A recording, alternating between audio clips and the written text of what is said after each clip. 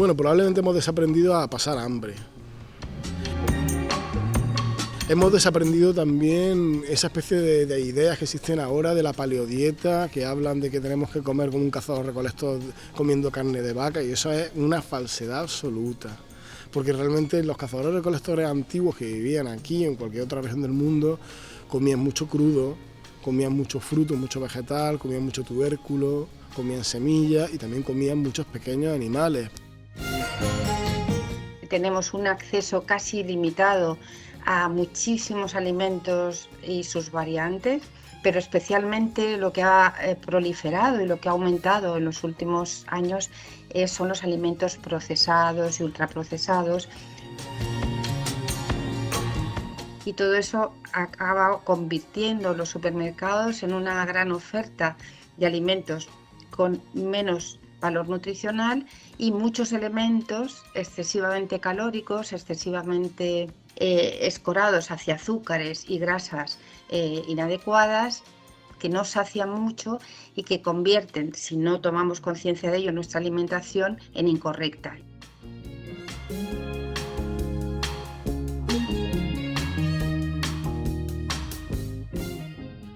Hoy en un podcast de salud hablamos del pasado, presente y futuro de la alimentación y de cómo ésta impacta en el ser humano. Madre mía, ser humano en cuanto a ser humano, en cuanto a género, en cuanto a especie, es determinante en todos los aspectos. O sea, realmente la alimentación ha estado ahí presente e incluso las diferencias y la forma de alimentación son los que han determinado realmente la propia evolución de nuestro género. Empezamos este viaje en el pasado y para hablarnos de hace millones de años visitamos la Facultad de Filosofía y Letras de la Universidad de Córdoba.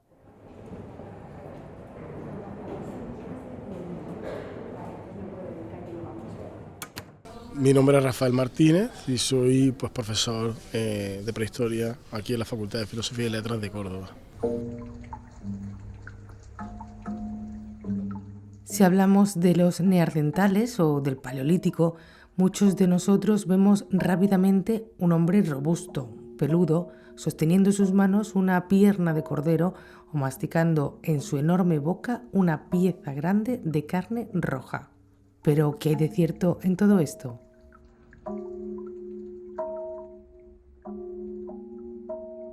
Esa idea, digamos, del humano primitivo alimentándose de carne roja de grandes animales, hay que matizarlo porque realmente los pequeños animales han estado ahí presentes desde siempre, desde incluso mucho antes, digamos, de la aparición de nuestro propio género y de nuestra propia especie, por supuesto.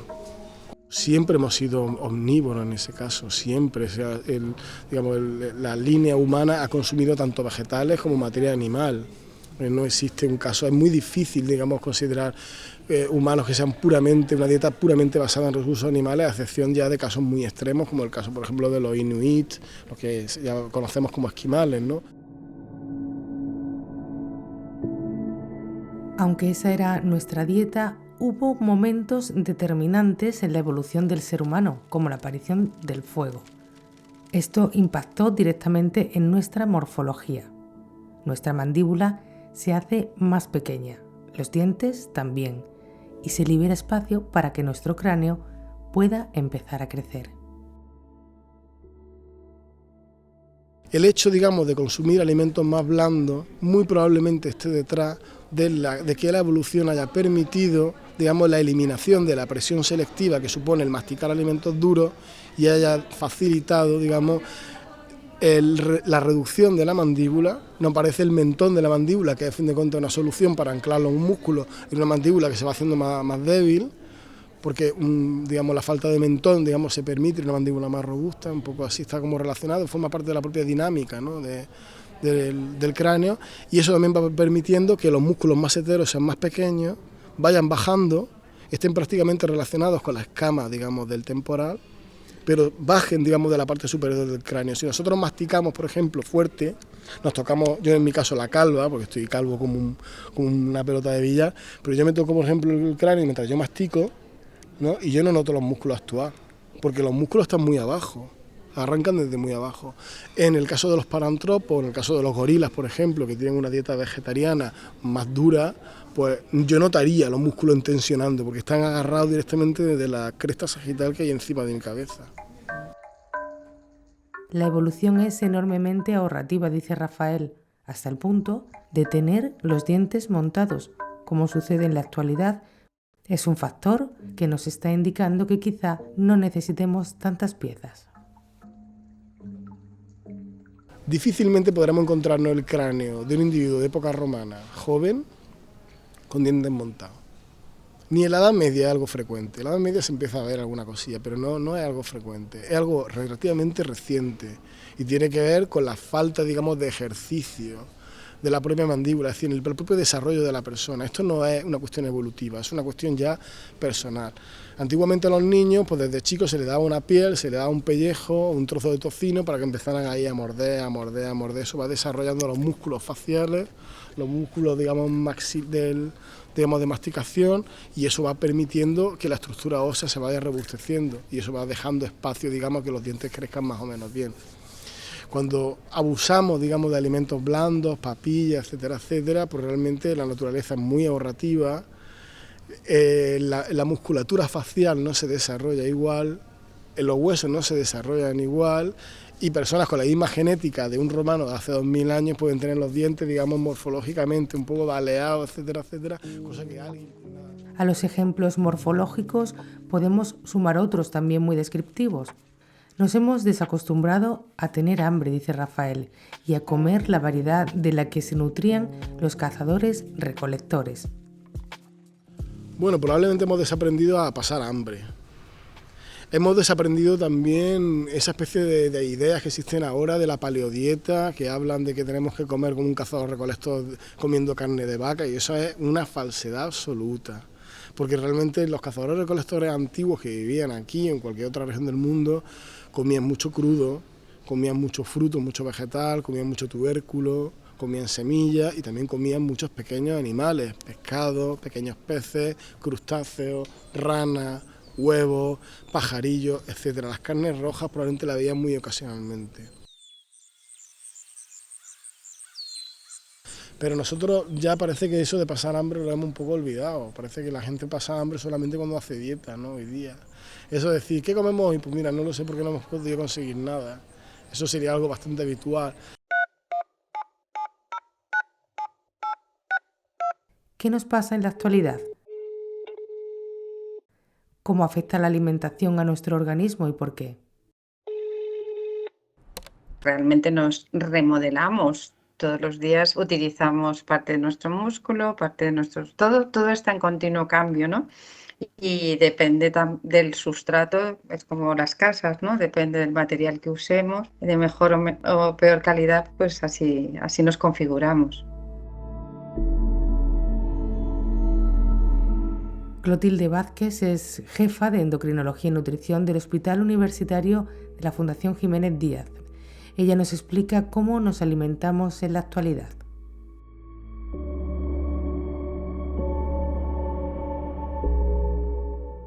Y no muy fácil de contestar porque realmente en el planeta es muy desigual.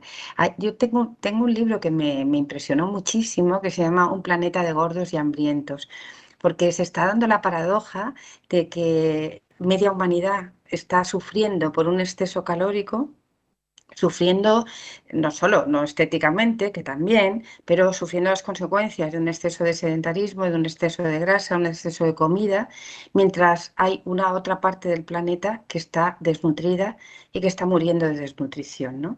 Y parece que además la transición no se realiza adecuadamente, sino que cuando se sale de la desnutrición, por razones de diferente índole, se entra en la sobrenutrición. Por llegada o por adopción de unos hábitos y llegada de unos alimentos que son excesivamente calóricos.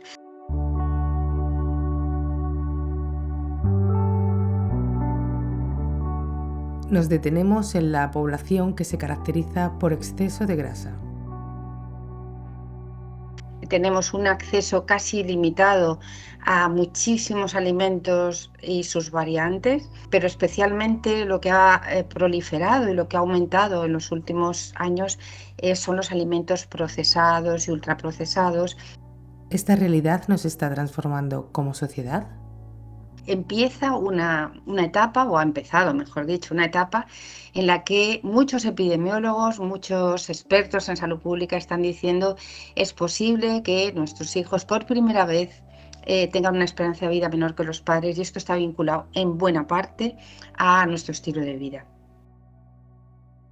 Unido a la alimentación hay que señalar el sedentarismo, una realidad nada frecuente en aquellos cazadores-recolectores.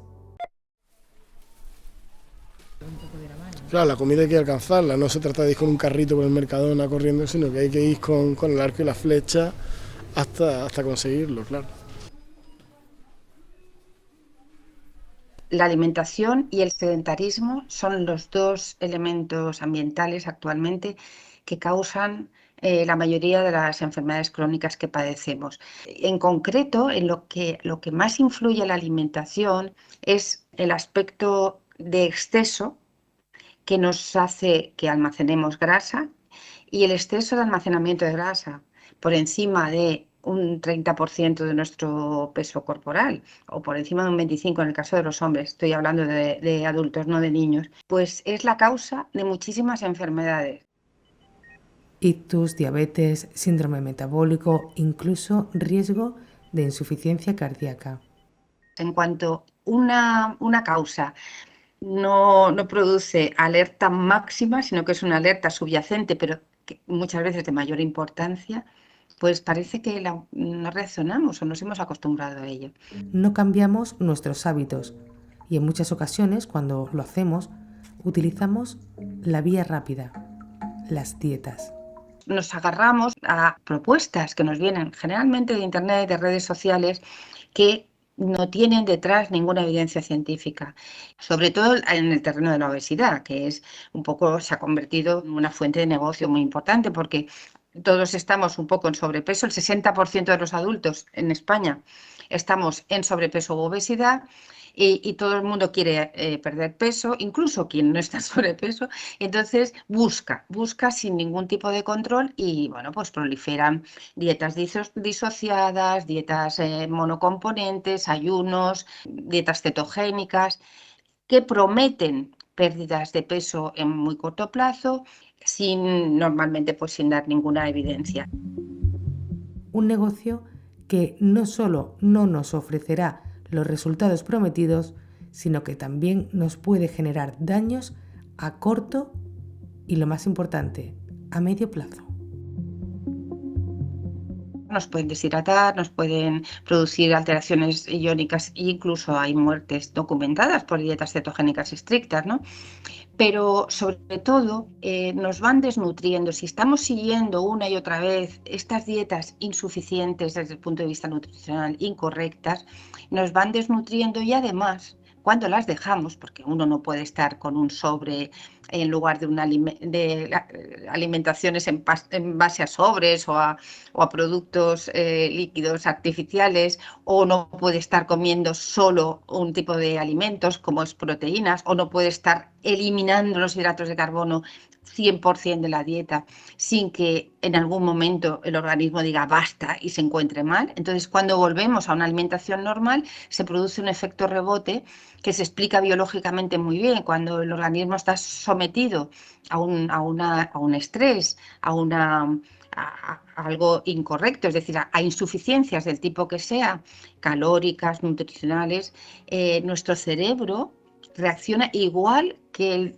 del homínido que vivía en las cavernas, es decir, cuidado, que está pasando algo. Cuando viene alimento normal, cuando llega por fin nutrientes, almacenémoslo por si acaso. La doctora Vázquez recuerda la importancia de asesorarse y acudir a profesionales. Y dejarse aconsejar por médicos o nutricionistas, ¿por qué no?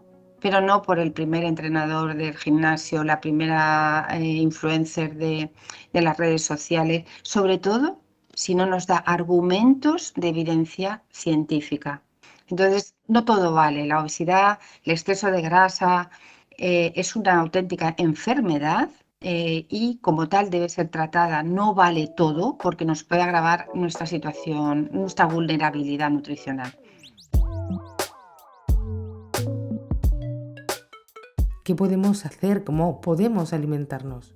La dieta mediterránea es la dieta, patrimonio de la humanidad, por cierto, es la forma de alimentarse que ha demostrado que más beneficia globalmente al individuo.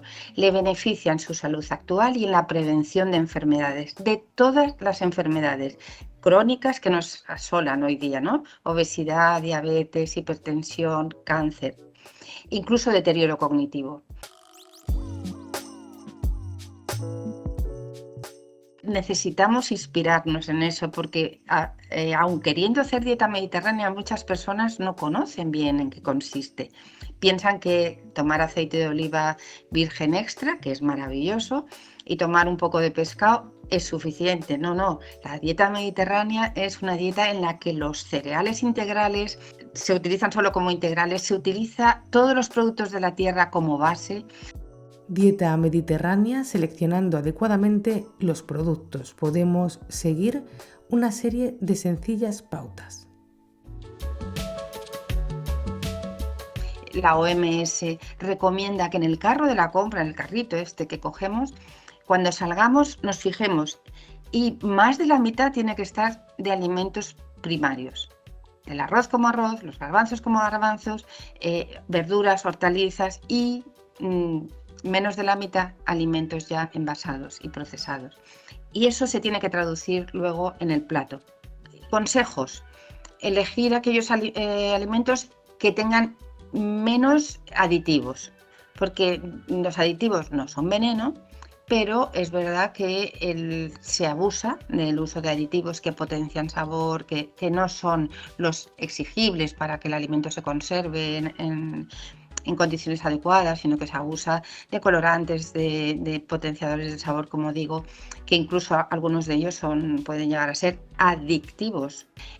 Así que busquemos que los hidratos de carbono que aportan sean integrales o al menos sean de absorción más lenta, no sean azúcares y que, como digo, las grasas no sean vegetales, así, sino que sean fundamentalmente procedentes de la oliva, ¿no? Que sean ácido oleico y no sean grasas saturadas o trans.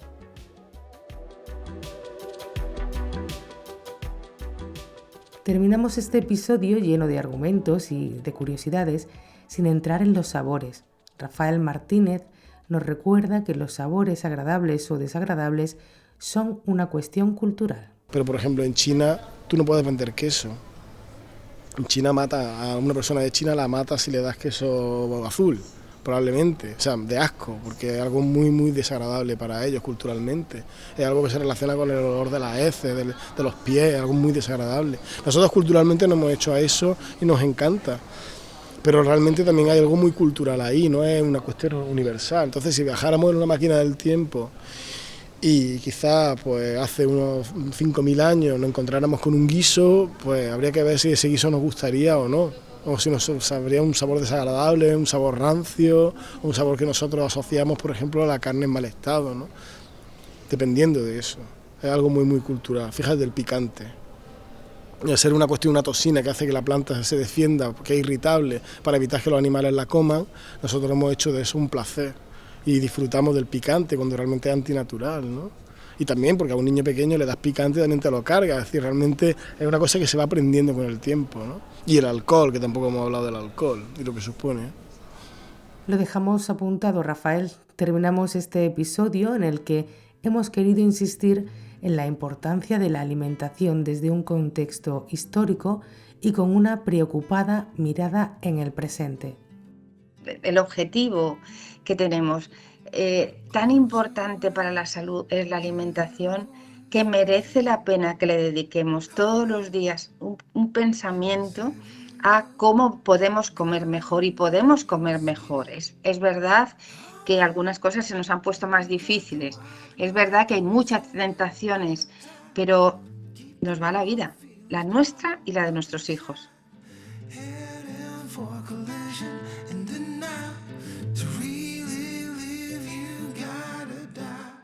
Esto es un podcast de salud, el espacio sonoro del Hospital Reina Sofía de Córdoba.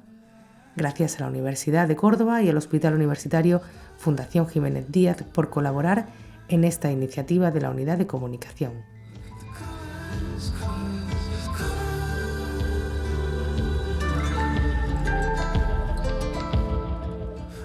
El montaje y el diseño sonoro los ha realizado Marina Trigueros. El guión, producción y locución, Gemma Timón.